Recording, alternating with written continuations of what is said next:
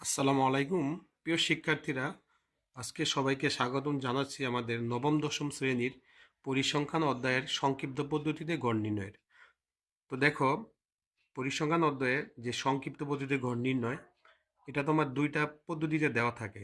একটা হচ্ছে এরকম সংখ্যা দেওয়া থাকে, অর্থাৎ উপাত্ত দেওয়া থাকে, সেই উপাত্ত থেকে বলে গড় নির্ণয় করতে।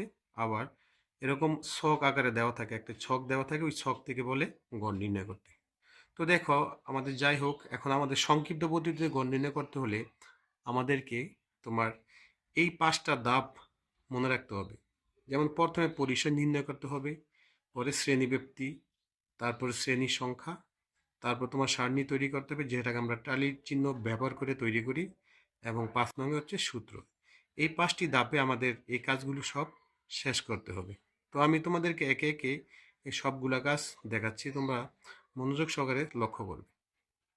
দেখো, তো এখানে আমি উল্লেখ করছি যে প্রথম হচ্ছে পরিসর।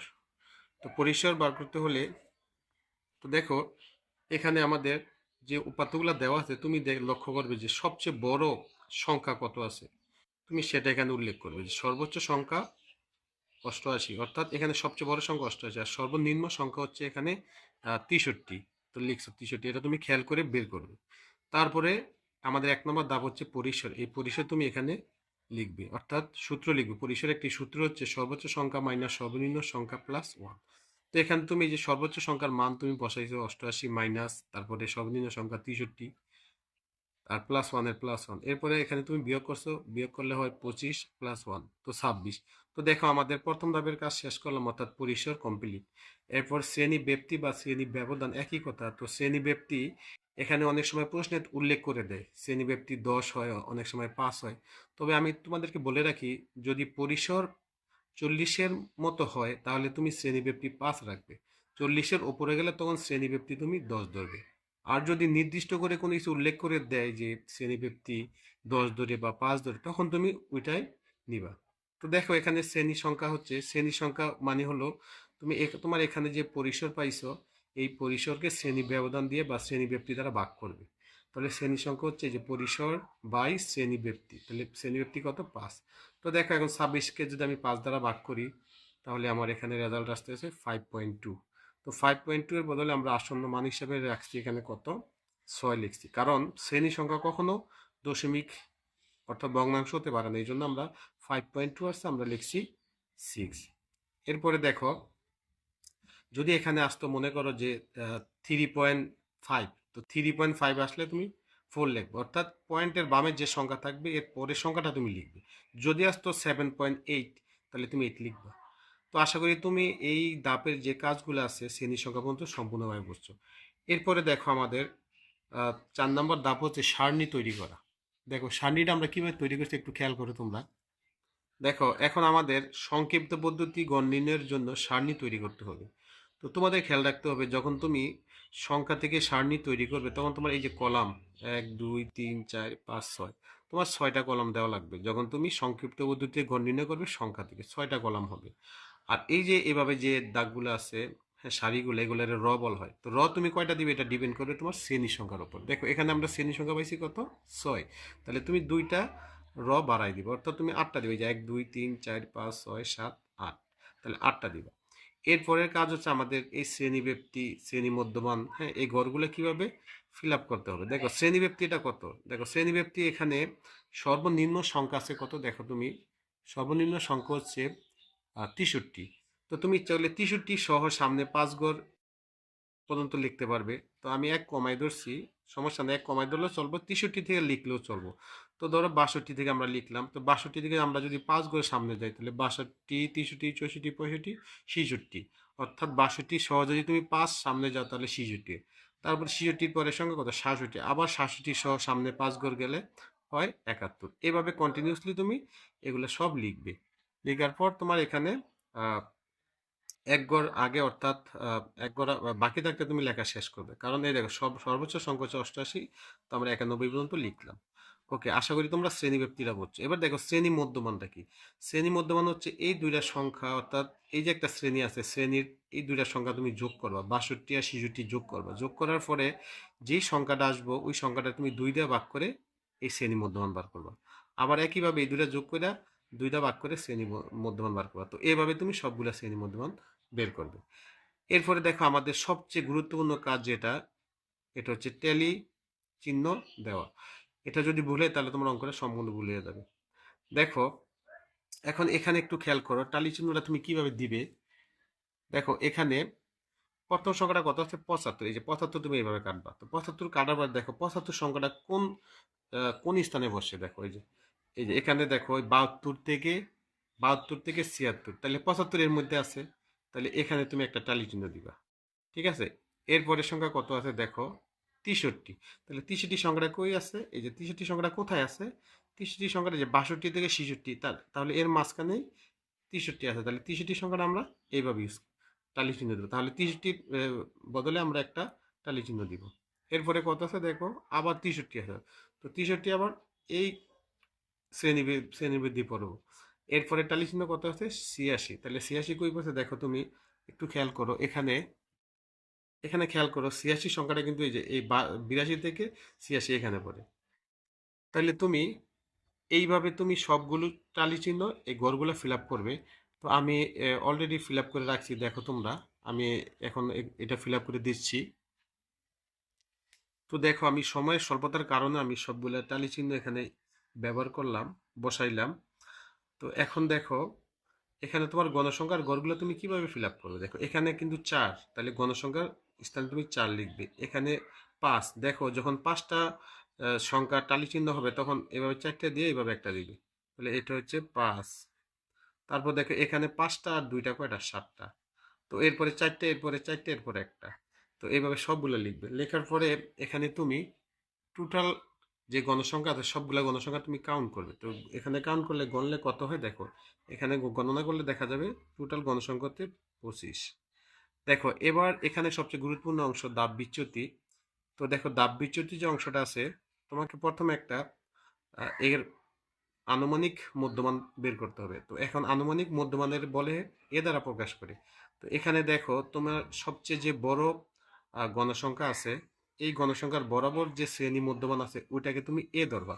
তো এখানে সবচেয়ে বড় গণসংখ্যা কত 7, 7-এর বরাবর শ্রেণী মধ্যমানে তুমি এভাবে এ ধরবে। আর এই দাব বিচ্যুতি এই বরাবর, অর্থাৎ যেটাকে তুমি আনুমানিক মধ্যমান ধরছো এটার বরাবর এটাকে তুমি ধরবে 0, এর বরাবর এফআই ইউআই হবে 0। এখন দেখো এক উপরে -1 দিয়ে উঠবে, -1, -2, আরো থাকলে ধরো -3, -4 এভাবে হইতো, নিচে প্লাস দিয়ে নামবে যে +1, +2, +3।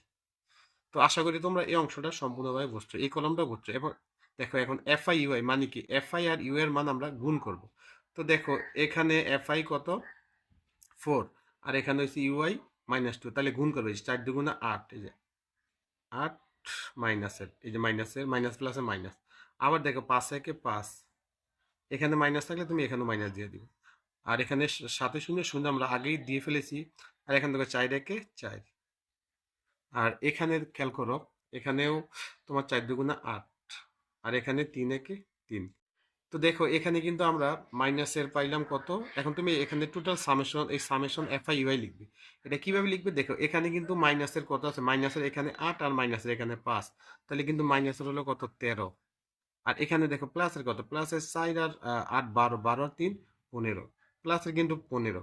তো এখন আমি যদি এই দুটা কাউন্ট করি তাহলে এখানে কিন্তু প্লাসের 2 থাকতে হবে, তার মানে সামেশন এফআই ইউ এর মান 2। দেখো এখন আমাদের লাস্ট কাজ হচ্ছে সূত্র অ্যাপ্লাইয়ের। এখানে তুমি একটু খেয়াল করো, এটা অনেক সহজ। তো এখন তুমি সংক্ষিপ্ত করে সূত্র লিখবে। তো সংক্ষিপ্ত করে সূত্র হচ্ছে, এই সূত্রটা তোমার মুখস্থ করা লাগবে, A plus summation F I UI by N into H. এখন তুমি জের যা মান তুমি মানগুলো বসায় দিবা। যেমন এখানে এ আছে, তাহলে এর মান কিন্তু আমরা এই যে এখানে পাইছি, দেখো তোমরা এর ভ্যালু আমরা কত পাইছিলাম দেখো, এই যে এখানে দেখো তোমরা এর মান পাইছি আমরা 74, তাহলে এই যে এর মান 74 বসাইলাম। এরপরে কি আছে দেখো সামেশন এফ আই ইউআই, এই যে সামেশন এফ আই ইউ এর মান কত পাইছি 2, এই যে 2। আর এন, এই যে এন এর মান পাইছি আমরা কত 25, এই 25। তো দেখো আর এইচ এর ডিফারেন্স হচ্ছে এইচ দিয়ে বোঝাচ্ছে তোমার এখানে শ্রেণী ব্যক্তি। তো শ্রেণী ব্যক্তি আমরা কত নিয়েছিলাম 5, তাহলে শ্রেণী ব্যক্তি 5। তো এখন তুমি এখানে কাজ করবে এই 74 এর 74 প্লাসের প্লাস, এখানে 5 দুগুণা 10, 25 এর 25, ঠিক আছে, এটা সবসময় তুমি উপরে নিয়ে গুণ করবে, কারণ এটার সংখ্যার নিচে একটা মনে হয় ওয়ান আছে। তাহলে 5 × 2 = 10 আর 25 × 25। তো এই 74 আর এখানে প্লাসের প্লাস, আর 10কে তুমি যদি 25 ভাগ করো তাহলে 0.4 আসবে। তো এটা যদি আমরা যোগ করি তাহলে আমাদের এই উত্তরটা আসে। তাহলে আশা করি তোমরা এই অঙ্কটা সম্পূর্ণভাবে বুঝতে পারছো। এখন আমরা পরিসংখ্যানের কিভাবে ছক থেকে সংক্ষিপ্ত পদ্ধতিতে গড় নির্ণয় করে সেটা আমরা দেখবো। দেখো, সংক্ষিপ্ত পদ্ধতিতে গড় নির্ণয় ছক থেকে অনেক সহজ। দেখো, সংক্ষিপ্ত পদ্ধতিতে গড় নির্ণয় এখন আমরা ছক থেকে, দেখো আগে কিন্তু আমরা সংখ্যা থেকে করছিলাম, এখন এখানে একটা ছক দেওয়া আছে, তাহলে এই ছক থেকে আমরা সংক্ষিপ্ত পদ্ধতিতে গড় নির্ণয় করব। দেখো, ছক থেকে সংক্ষিপ্ত পদ্ধতিতে গড় নির্ণয়ের জন্য আমাদের আলাদা কোনো কাজ করতে হবে না, পরিসর, শ্রেণী সংখ্যা, শ্রেণী ব্যাপ্তি, এগুলো কোনো কিছুর প্রয়োজন নাই বের করার। তো আমরা প্রথমে আমরা এই সংক্ষিপ্ত পদ্ধতিতে গড় নির্ণয়ের জন্য আমরা একটা ছক তৈরি করব। ঠিক আছে, এই ছকের ভিতর দেখো আগে কিন্তু আমাদের যে কলমগুলো ছিল, কলম ছিল একটা বেশি, এখন কিন্তু কলম দেখো কয়টা, 1 2 3 4 5টা। আর কিন্তু 6টা কলম ছিল। তোমরা খেয়াল রাখবে, যখন বক্স থেকে বা সারণী থেকে তোমরা যখন সংক্ষিপ্ত গড় নির্ণয় করবে, তখন আর ট্যালি চিহ্নের জন্য আমরা যে একটা কলাম করি, এই কলমটা বাদ, বাকি সব এখানে ঠিক থাকবে। তো দেখো, এখন আমরা এই দুইটা কলম, তোমরা খেয়াল রাখবে সংক্ষিপ্ত পদ্ধতিতে গড় নির্ণয়ের জন্য এই 5টা কলমের মধ্যে এই দুইটা কলম, একটা আর এই দুইটা কলম কিন্তু আমরা এখান থেকেই লিখবো। দেখো, এখানে আছে কি প্রাপ্ত নম্বর, এখানে তুমি শ্রেণী ব্যক্তি লিখতে পারো, শ্রেণী ব্যক্তি, শ্রেণী ব্যক্তি লিখবে। হ্যাঁ, শ্রেণী ব্যক্তির জায়গায় যে তুমি এই যে শ্রেণী ব্যক্তিগুলো আছে সবগুলো তুমি এখানে লিখবে। তবে এখানে একটা কথা খেয়াল রাখবে, এখানে তুমি এখানে সারি কয়টা দিবে, মানে কয়টা দিবে, এখানে দিবে, তুমি এখানে গণবা কয়টা, 1 2 3 4 5 6 7 8, এখানে সবগুলো শ্রেণী তুমি এই কলামে লিখবে। তাহলে আমরা 5টা কলমের মধ্যে একটা কলম কিন্তু প্রশ্ন থেকে পাইলাম। তৃতীয় যে কলমটা আছে দেখো ঘনসংখ্যা, এই ঘনসংখ্যাগুলো আমরা এই যে 5 11 12 15 এগুলো আমরা এই প্রশ্ন থেকে লিখবো। তার মানে আমরা দুইটা কলম কিন্তু আমরা প্রশ্ন থেকে পাইলাম। বাকি 3টা কলম কিভাবে ফিল আপ করে আমি তোমাদেরকে দেখাচ্ছি। আমরা কিন্তু এর আগে কিন্তু আমরা শিখেছি মধ্যবিন্দু কিভাবে বের করে। এই দুইটা সংখ্যা যোগ করে দুইটা ভাগ করলে এই মধ্যবিন্দু পাইবা। আবার দেখো, এই 41 আর 50 যোগ করে 91 হয়, 91 দুই ভাগ করলে 45.5। তো এইভাবে আমরা সবগুলা শ্রেণীবদ্ধ মান বের করব। গণসংখ্যা আমরা অলরেডি বের করে ফেলেছি। এবার দেখো দাব বিচ্যুতি, সেম আগের নিয়ম যেটা আমরা আগে করেছি। দেখো, এখানে সবচেয়ে বড় গণসংখ্যা হচ্ছে 15, তাহলে 15 বরাবর যে মধ্যবিন্দু আছে ওটাকে তুমি এ ধরবে, অর্থাৎ আনুমানিক গড়। এখন তোমার এই বরাবর এটাকে তুমি শূন্য দিবা, এখানেও শূন্য দিবা। ঠিক আছে, তো দেখো দাব বিচ্যুতি শূন্য দেওয়ার পরে উপরে মাইনাস দিয়ে উঠবে, -1 -2 -3, নিচে প্লাস দিয়ে নামবে, +1 +2 +3। এরপরে দেখো এখানে আমরা 15 কিভাবে পাইছি, দেখো এই যে 3 5 15 আর মাইনাসের মাইনাস, আবার 11 2 22 মাইনাসের মাইনাস, আবার 12 কে 12 মাইনাসের মাইনাস, এই মাইনাস পেলাম আসলে আমরা এইভাবে, এখানে প্লাস এখানে মাইনাস, প্লাসে মাইনাসে মাইনাস। আর শূন্যটা 15 গুণ করলে 15 শূন্য শূন্য, আর এখানে 10 একে 10 আর 5 দুগুণা 10, আর এখানে 3 দুগুণা 6।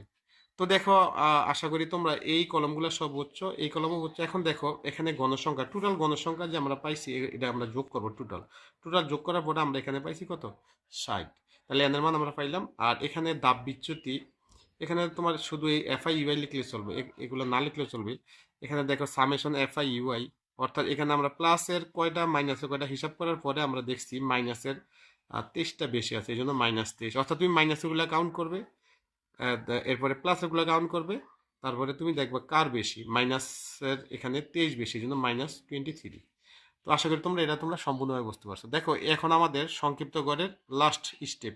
তো এখানে দেখো সংক্ষিপ্ত গড়ের তুমি সূত্রটা লিখবে, সংক্ষিপ্ত গড়ের সূত্রটা তুমি এখানে লিখবে a+summation fi ui/n into H. তো তুমি মান বসাবে, যে এর ভ্যালু কত আছে, এই দেখো এর ভ্যালু এখানে আছে কত, 65.5, এই যে 65.5 প্লাসের প্লাস সামেশন fi ui, এটার মান আছে কত, দেখো এটার মান আছে হইলো তোমার -23, এই -23, আর এন এর মান হচ্ছে 60 ইন্টু এইচ এর মান 10। তো এইভাবে বসানোর পরে এখানে তোমার এই 65 লিখবে, আর এখানে মাইনাসে প্লাসে, এই যে এখানে মাইনাস প্লাস থাকে, তোমার অবশ্যই মাইনাস প্লাসে করতে হবে। তো মাইনাসে প্লাসে মাইনাস, আর এই 10 আমি আগেই বলছি নিচে একটা মনে ওয়ান আছে, তো তুমি এই উপরে উপরে গুণ করবে, 10 আর 23 গুণ করলে 230, আর 60 একে 60। আর এটা দেখো মাইনাস কিভাবে হলো, এই যে প্লাসে মাইনাসে মাইনাস, এটা যেভাবে আছে সেভাবে লিখবে। আর এই 230কে যদি তুমি 60 দ্বারা ভাগ করো তাহলে 3.83 আসবে। এখন তুমি এটা থেকে এটা বিয়োগ করলে তোমার এই রেজাল্ট আসে। এটা হচ্ছে তোমার ছক থেকে সংক্ষিপ্ত করার নিয়ম। তোমরা ২টি নিয়ম ভালো করে ফলো করবে। আমি এখন কিছু সমস্যা তোমাদেরকে দিব, কিছু অঙ্ক। তোমরা এগুলো যদি প্র্যাকটিস করে কমপ্লিট করো তাহলে আশা করি এই সংক্ষিপ্ত কর আর সারণী থেকে সংক্ষিপ্ত কর আর উপাত্ত থেকে সংক্ষিপ্ত করে কোনো সমস্যা হবে না। ধন্যবাদ সকলকে।